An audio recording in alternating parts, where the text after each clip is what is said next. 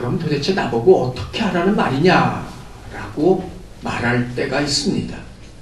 이럴 수도 없고 저럴 수도 없는 그런 처지를 말하는 것입니다. 그 대표적인 예로 우리는 커피를 한 가지 생각을 해보려고 합니다. 요즘 우리와는 뗄래야 뗄 수 없는 기호식품 가운데 하나가 바로 이 커피입니다. 아마 대부분 하루를 지나면서 커피 한두 잔은 마시리라고 생각을 합니다만, 근데 이 커피에는 장단점이 있습니다. 먼저 이 장점을 생각을 해보면, 첫 번째, 커피는 당뇨병의 위험을 감소시켜 줍니다. 특별히 아메리카노 같은 경우에 남자의 경우에는 50%, 여자의 경우에는 30%의 당뇨병의 위험 요소를 감소해주고 있습니다. 두 번째는 항산화제가 풍부합니다. 이 커피는 스트로베리 아니면 블루베리 같은 이런 베리류에 속하는 레드베리가 이 커피예요. 근데 이 베리류에는 이 사람의 몸을 산화시키는 것을 막아주는 그 성분이 들어 있습니다. 그래서 이 커피를 적당량 마시게 되어지면 몸의 노화를 일정 부분 막아주기도 한답니다. 세 번째는 근육의 힘을 강화시켜 줍니다. 카페인이라는 성분이 이 나이가 들면서 줄어드는 근육의 힘을 보충해 줄 수 있습니다. 그리고 각종 질병을 예방할 수 있습니다. 대장암, 간경화증, 그리고 담석, 유방암의 위험 요소를 낮춰주기도 하고, 파킨슨병에서는 특별히 80%의 그 억제 효과를 가지고 있다고 그래요. 그래서 요즘에는 이 파킨슨병 치료제로 이 커피를 활용한다는 그런 연구 결과도 나와 있음을 볼 수 있습니다. 자, 이렇게 좋은 게 커피입니다. 그러나 다 좋은 것만은 아닙니다. 단점도 있습니다. 첫째는 불면증입니다.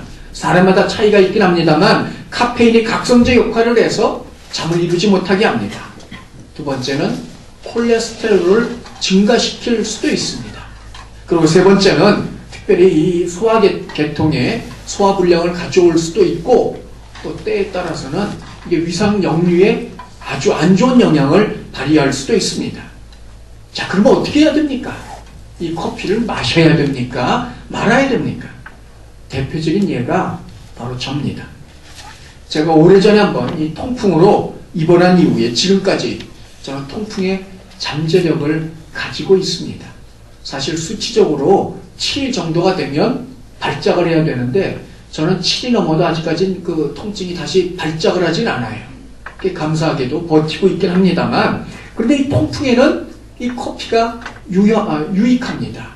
그런데 이 반면에 위산 역류에는 이 커피가 또 안 좋아요. 근데 제가 위산 역류거든요. 통풍도 있고 위산 역류도 있고, 통풍에는 커피를 마셔야 되고 위산 역류에는 마시지 말아야 되고, 그럼 도대체 저는 어떻게 해야 될까요? 커피를 마셔야 합니까? 말아야 합니까? 자, 정답은 적당입니다. 제가 요즘도 하루에 한두 잔은 마시고 있습니다만 적당히만 하면 아무런 문제가 없습니다. 근데 이런 예는 커피 하나만이 아닙니다. 술도 마찬가지입니다. 얼마 전에 한국에 있는 모 대학병원 신경팀에서 몇 년간 추적 조사를 한 결과, 이런 결과를 내놨어요. 연구 결과를. 하루에 남자는 술을 4잔, 여자는 2잔을 마시면 뇌졸중의 위험을 상당히 감소시킨다는 거예요. 그러니까 뇌졸중을 면하려면 남자는 하루에 꼬박꼬박 4잔을 마셔야 되고, 여자는 2잔을 마시면 뇌졸중을 그런대로 피해갈 수 있다는 겁니다. 좋지요? 예, 이게 웬 행제입니까? 예.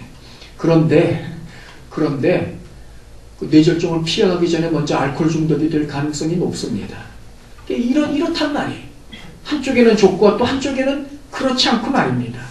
이런 류의 이야기를 들을 때마다, 이런 류의 이야기들이 나올 때마다 결론은 늘 적당입니다.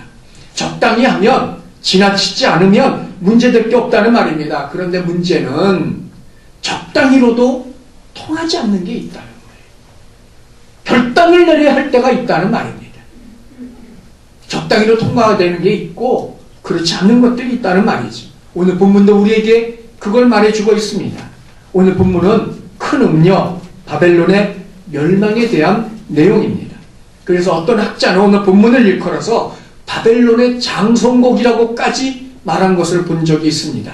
먼저 1절을 보십시오. 한 천사가 등장을 합니다. 그런데 이 천사는 이전에 등장했던 다른 천사와 다릅니다. 왜냐하면 이 천사, 오늘 본문에 등장하는 이 천사는 큰 권세를 가지고 있는 천사였고, 그가 나타나자마자 그의 영광으로 온 땅이 환하여졌노라고 말하고 있습니다. 이건 그 천사가 가지고 있는 메시지였기 때문에 그렇습니다.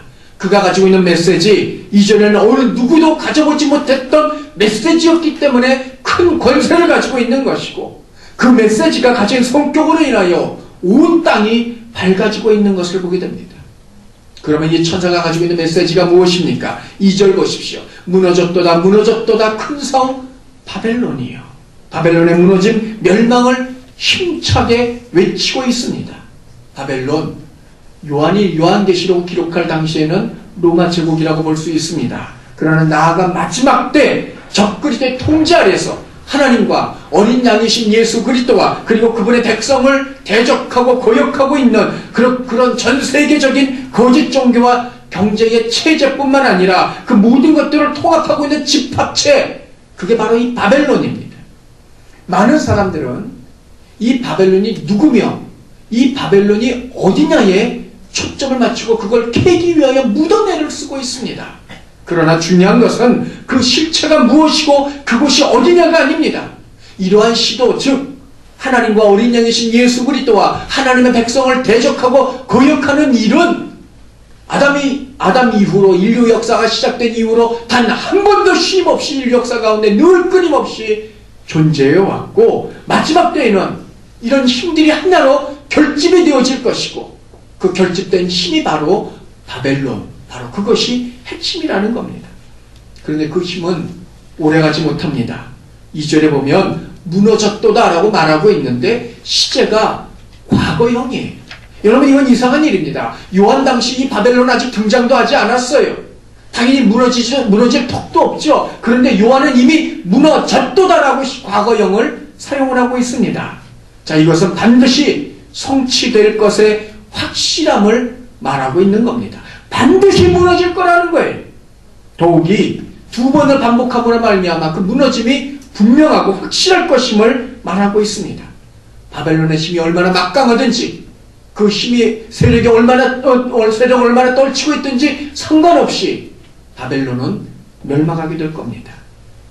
자, 그러면 이런 바벨론이 무너져야 될, 그런 망해야 될 이유가 무엇입니까? 오늘 본문에 보면 네 가지를 말하고 있어요. 첫째는 악한 장소이기 때문에 그렇습니다. 2절 중반절을 보십시오. 귀신의 처소와 각종 더러운 영이 모이는 것과 각종 더럽고 가증한 새들이 모이는 곳이 되었도다. 어디가요? 바벨론이 말입니다. 원문대로 하면 귀신들의 처소이고 온갖 부정한 영들, 이거는 일반 영적인 존재만 말하는 게 아닙니다. 사람까지도 포함한 이야기입니다. 온갖 부정한 새들이 모이는 집합소, 성경의 부정한 새들은 정하지 못한 그런 새들을 구분해 놓고 있는데, 그들이 모여 있다는 것은 그것 자체가 이미 부정하다는 것을 의미하고 있습니다. 한마디로 말하면 세상의 모든 부정한 것들이 다 모이는 곳, 그것이 바벨론이에요. 당연히 심판을 받아야 되겠지요. 두 번째는 세상의 음행을 행하게 했기 때문입니다. 3절 보십시오. 그 음행의 진노의 포도주로 만국이 무너졌다가, 만국, 세상의 모든 나라뿐만 아니라 세상의 모든 사람들을 말하고 있습니다. 근데 이들이 음행의 포도주에 취하였노라 말하고 있어요. 계시록 17장 2절에 보면 동일한 말을 하고 있어요. 이들이 음행의 포도주에 취하였다 말하고 있는데, 이 포도주는 17장 6절에 보면 성도들과 예수님의 증인들의 피라고 말하고 있습니다.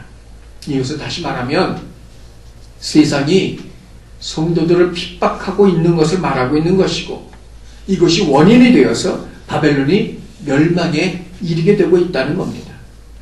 지난 시간에 말씀드린 것처럼 지금 이 순간에도 예수 믿기 때문에 목숨을 잃는 사람들이 있습니다. 그 숫자가 1년에 10,000명에 해당이 됩니다. 10,000명의 사람들이 1년 동안 예수 믿는다는 이유 때문에 우리 주변에서 죽어가고 있습니다. 자, 그런데 우리가 분명히 알아야 될 것이 있습니다. 성도들에 대한 이 핍박과 박해는 하나님의 심판의 명분을 세워주는 일일 뿐입니다.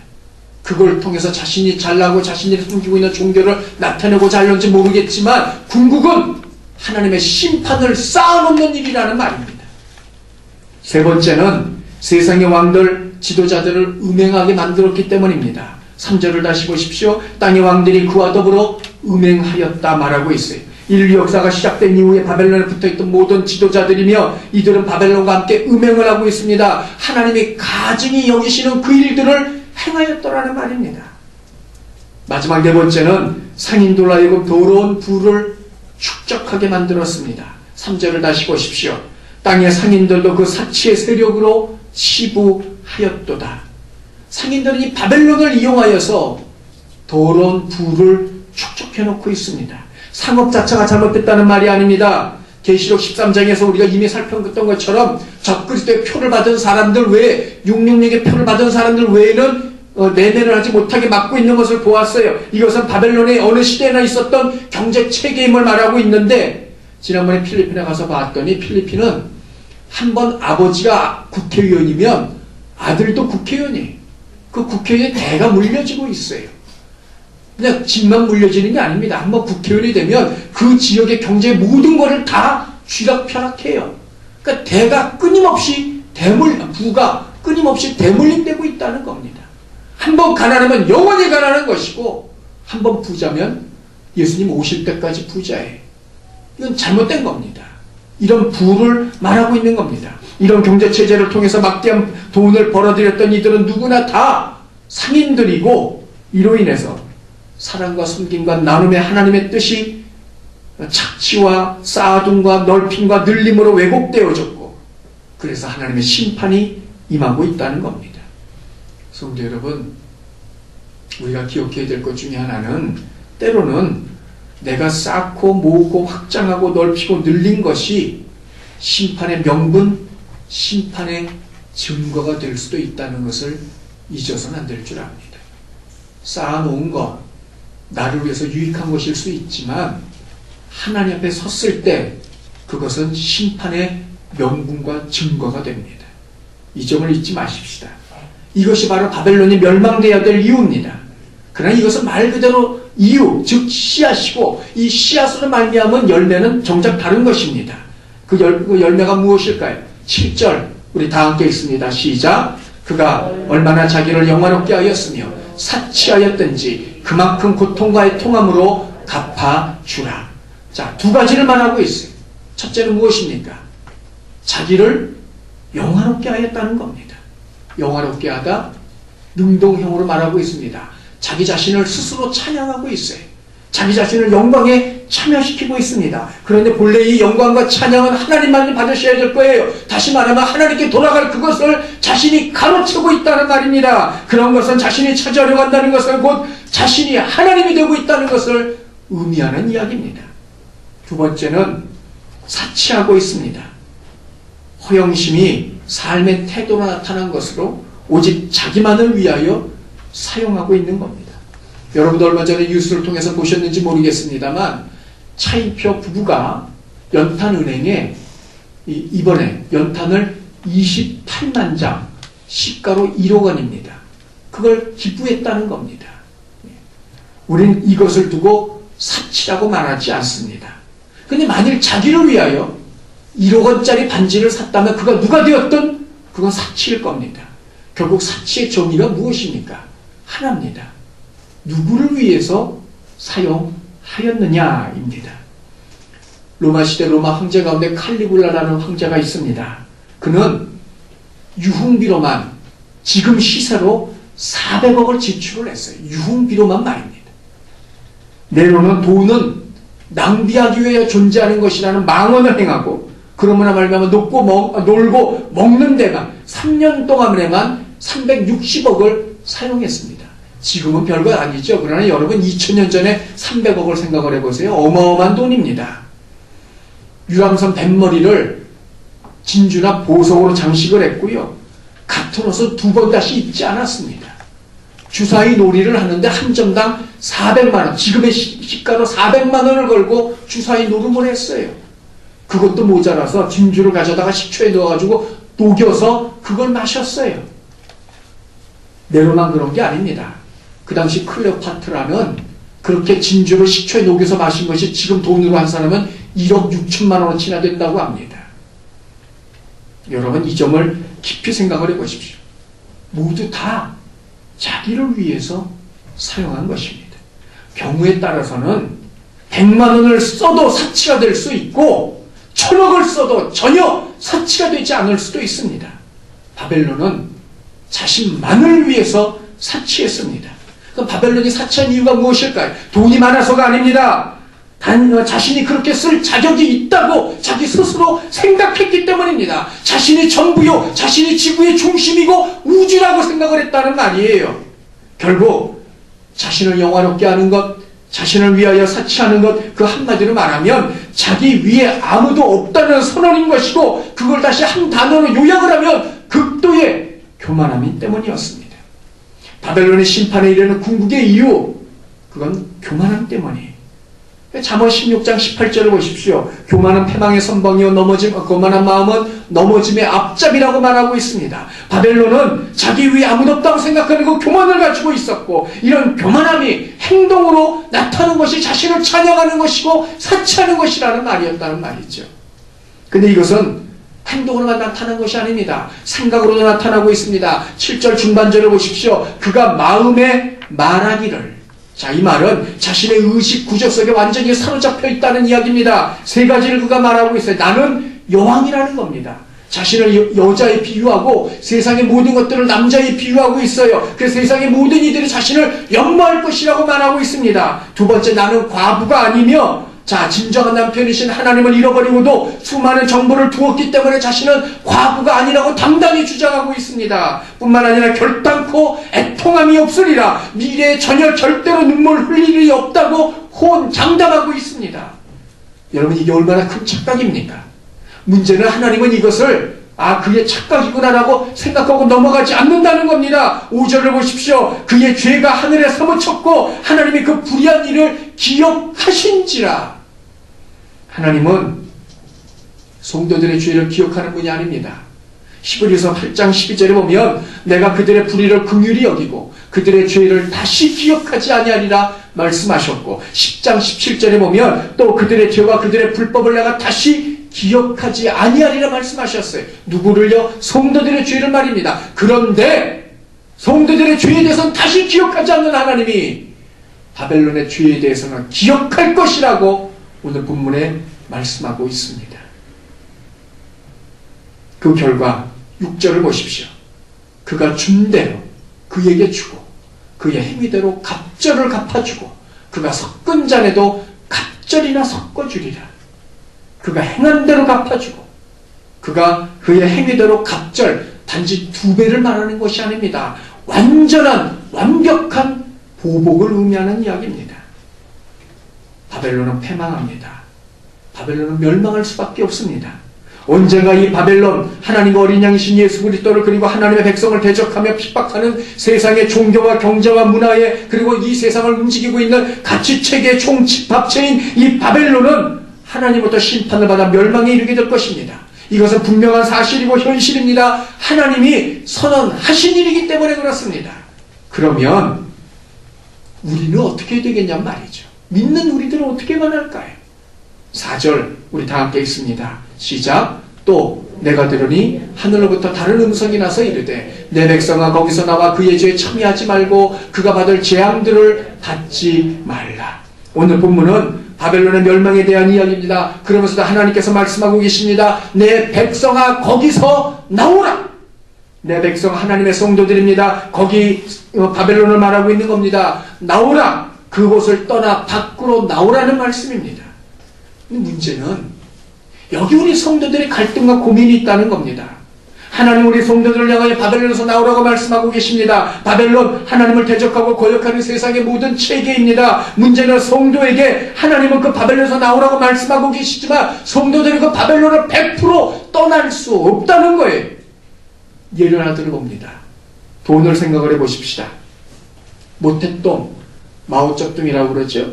그가 말하기를 모든 권력은 총뿌리에서 나온다고 그랬어요. 총구에서 권력이 나온다고 말하고 있습니다. 정말 그럴까요? 2005년 한국에서 개봉한 영화 가운데 하나, 웰컴 투 동막골이라는 영화가 있습니다. 혹시 여러분 가운데 보신 분 계십니까? 예. 이 동막골에 어느 날 유엔군 그 비행사도 인민군도 국방군도 함께 모이게 되어집니다. 자, 그런데 거기서 인민군 리더가 이 동막골의 촌장 말 한마디에 그 사람들이 다 움직이는 걸 보고 어느 날 조용히 있는 가운데 묻습니다. 어떻게 해야 그렇게 뛰어난 영도력을 발휘할 수 있습니까? 그때 촌장이 퍼렇게 웃으면서 이야기를 합니다. 뭘 좀 많이 먹여야지.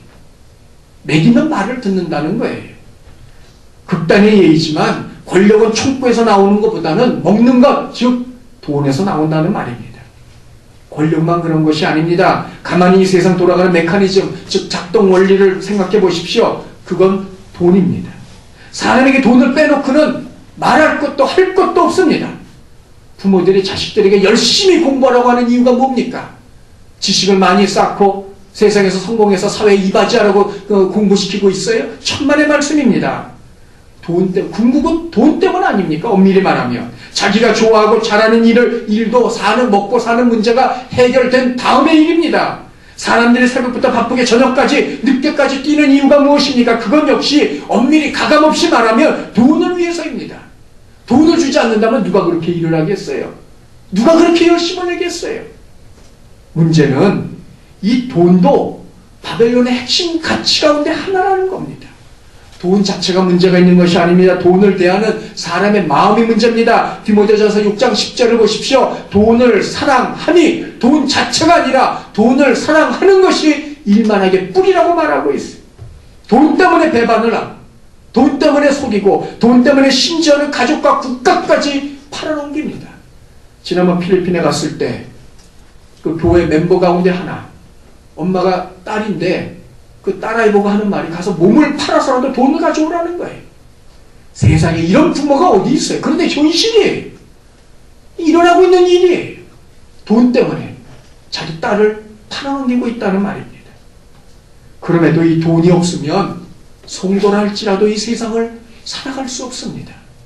그런데 하나님은 거기서 나오라고 말씀하고 계세요. 어떻게 하라는 말씀입니까? 완전히 돈을 떠나서 살라는 말씀입니까? 문제는 그럴 수 없다는 겁니다. 이 세상은 돈과 완전히 하나로 묶여있기 때문이 돈만 그런 것이 아닙니다. 이 세상에 사람들이 가치를 두고 살고 있는 대부분의 모든 것들이 다 그렇습니다. 성공이 그렇습니다. 남보다 앞서는 것이 그렇습니다. 다른 사람과 다른 삶의 여유가 그렇습니다. 문제는 성도라고 해서 이런 것들로부터 완전히 자유로울 수 없다는 거지요. 그러면 우리는 믿는 우리들은 어떻게 하면 좋을까요? 오늘 본문 4절에 그 정답이 나와 있습니다. 여러분 4절을 다시 보십시오. 하나님께서 말씀하십니다. 내 백성아 거기서 나오라고 말씀하고 계세요.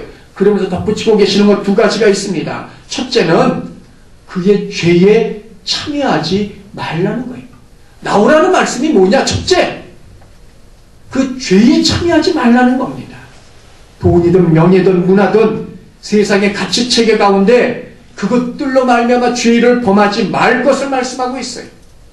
성도는 돈으로 죄를 범해서는 안 됩니다. 그게 사람의 것이든 하나님의 것이든 그 돈으로 발생할 수 있는 모든 죄악들은 그리스도인들이 범해서는 안 된다는 말입니다. 이건 돈뿐만이 아니라 다른 것들도 마찬가지입니다. 그것들을 통해 죄를 짓지 않도록 하라는 이야기입니다. 내 성공을 위하여 누군가를 험담하고 무너뜨리지 말아야 됩니다. 나를 위해 다른 일을 무시하고 경멸하는 태도를 취해서는 안 될 것을 말하고 있습니다. 이것이 바벨론의 죄에 동참하지 말라는 이야기입니다. 두 번째는 그 재앙에 끼어들지 말아야 됩니다. 큰 음녀 바벨론은 하나님을 거역하고 하나님을 대적하고 있습니다. 하나님을 거역하고 대적하는 것 크게 역시 두 가지입니다. 하나는 적극적인, 아예 대놓고 하는 적극적인 악입니다. 하나님 말씀에 비추어, 하나님 성품에 비추어 잘못된 건 알고 있습니다. 잘못임을 충분히 인식하고 있습니다. 그럼에도 불구하고 아랑곳하지 않고 행한다는 말입니다. 누군가 그걸 권면하고 충고해도 듣지 않습니다. 하나님보다 자신을 더 의식하기 때문이고 하나님 없어도 살 수 있다는 교만함 때문입니다. 두 번째는 그것보다 못하지만 소극적인 자세가 있습니다. 자신이 앞장서서 적극적으로 행하지는 않습니다. 그러나 남들이 하니까 나도 따라한다는 이야기인 겁니다. 전체에 묻혀 자신이 드러나지 않지만 자신도 여전히 그 일에 동참함으로 말미암아 그 일들을 행하고 있습니다. 이런 것들로부터 벗어나는 것이 재앙에 참여하지 않는 것, 재앙을 자초할 이유가 없기 때문에 재앙에 참여하지 말라고 말하는 겁니다. 문제는 알면서도 안 된다는 거예요. 알면서도. 그렇게 하지 말아야 될 것을 알고 있습니다. 다시는 하지 않으려고 다짐을 하지만 어느새 돌아보면 여전히 그 일을 가담하고 있고 그 일에 참여하고 있는 자기 자신을 발견하게 된다는 말이죠. 이럴 때 성도들은 과연 어떻게 하면 좋겠냔 말입니다. 복음서에 보면 예수님께서 베드로와 야고보와 요한을 데리고 변화산에 올라가십니다. 그리고 거기서 머물다가 다시 내려오세요. 내려와서 보니까 이 주변이 시끌시끌합니다. 예수님의 남아있는 제자들과 사람들이 모여서 논쟁을 벌이고 있는 겁니다. 예수님께서 물으셨어요. 무엇 때문에 서로 변론하느냐, 다투느냐, 논쟁하느냐 물으심에 한 남자가 대답을 합니다. 내 아들이 귀신이 들렸는데, 그래서 이 귀신이 내 아들을 죽이기 위하여 물에도 잡아뜨리고 불에도 잡아뜨려서 내가 당신의 제자들에게 고쳐달라고 데려왔는데 당신의 제자들은 고치지 못하더이다. 혹시 당신은 당신의 제자들은 못했지만 당신은 무언가 하실 수 있는 것이 있거든 도와주십시오. 무언가 할 수 있는 것이 있거든 도와주십시오. 라고 요청을 했습니다. 이에 예수님께서 말씀하십니다. 할 수 있거든이 무슨 말이냐? 믿는 자에게 능치 못함이 없느니라. 이에 그 아비가 예수를 향하여 소리 지릅니다. 마가복음 9장 24절을 보십시오. 내가 믿나이다. 나의 믿음 없음을 도와주소서. 이에 예수님께서 그 아이를 고쳐주셨습니다. 여기서 주목할 것이 있어요. 이 아버지의 말에 주목을 해보십시오. 내가 믿나이다. 자기가 믿는다고 이야기를 했어요. 근데 그 뒤에 하는 말이 무엇입니까? 나의 믿음 없음을 도와주소서 요청을 했어요. 그럼 도대체 여러분 가만히 생각해 보십시오. 지금 이 아버지는 믿는다는 이야기입니까? 믿지 않는다는 이야기입니까? 결론을 내리면 이와 같은 이야기입니다. 전체적인 구도를 보면 아버지는 믿지만 그 믿음이 온전하지 못하기 때문에 부족한 믿음을 가지고 있고 그래서 자신의 부족한 믿음을 예수님께 나아가 도와달라고 요청을 하고 있다는 말입니다. 중요한 것은 그 다음에 예수님의 행동입니다. 귀신을 꾸짖어 내쫓아 주심으로 아이를 온전케 해주셨습니다. 아버지의 도움의 요청을 받아들이신 겁니다. 이 아이가 온전하게 된 건 누구 때문입니까? 물론 고치신 예수님 때문이긴 합니다만 그 아버지가 예수께 데려왔기 때문이고 그 아비가 어떤 존재입니까? 믿음이 부족한 자입니다. 그럼에도 불구하고 예수님께 도움을 요청을 하였고 예수님은 그 요청을 들어주셨다는 말이죠. 사랑하는 성도 여러분, 우리 가운데 온전한 이가 누구입니까? 완벽한 믿음을 가지고 있는 이가 누구입니까? 모든 일을 주의 뜻을 따라 한치 오차나 벗어남이 없이 수행하는 사람이 얼마나 되느냐는 말입니다. 하나님 보시기에는 다 거기서 거기입니다. 이런 우리들이 바벨론에서 나오고 싶지만 죄에 참여하고 싶지 않지만 그 재앙에 참여하고 싶지 않지만 우리 마음대로 되지 않는다는 거예요. 이때 우리가 해야 할 일 있다면 그것은 무엇입니까? 우리가 잘 알고 있는 복음성가 하나 있습니다. 낮의 해처럼 밤의 달처럼이라는 복음성가입니다. 낮의 해처럼 밤의 달처럼 그렇게 살 수 없을까? 욕심도 없이 어두운 세상 비추어 온전히 나무 위에 살듯이 나의 일생에 꿈이 있다면 이 땅의 빛과 소금이 되어 가난한 영혼, 지친 영혼을 주님께 인도하고 푼데 나의 욕심이 나의 못난 자아가 언제나 커다란 짐되어 나를 짓눌러 마음을 공곡해 하니 예수여 나를 도와주소서. 핵심이 무엇입니까? 맨 마지막 부분입니다. 예수님 나를 도와주옵소서. 예수님 나를 도와주옵소서. 내 마음은 이걸 행하고 싶지만 실제 내 삶은 그렇지 못하니 나를 도와주소서. 귀신 들린 아이의 아비가 예수님께 소리 지르고 있습니다. 나의 믿음 없음을 도와주소서. 야고보가 권면을 합니다. 야고보서 1장 5절입니다. 너희 중에 누구든지 지혜가 부족하거든 모든 사람에게 후히 주시고 꾸짖지 아니하시는 아버지께 구하라. 그리하면 주시리라. 하나님께 지혜를 구하면 하나님께서 지혜를 주십니다. 지혜만이 아닙니다. 믿음을 구하는 자에게 믿음을 주실 겁니다. 하나님은 자비의 하나님이시기 때문에 그렇습니다.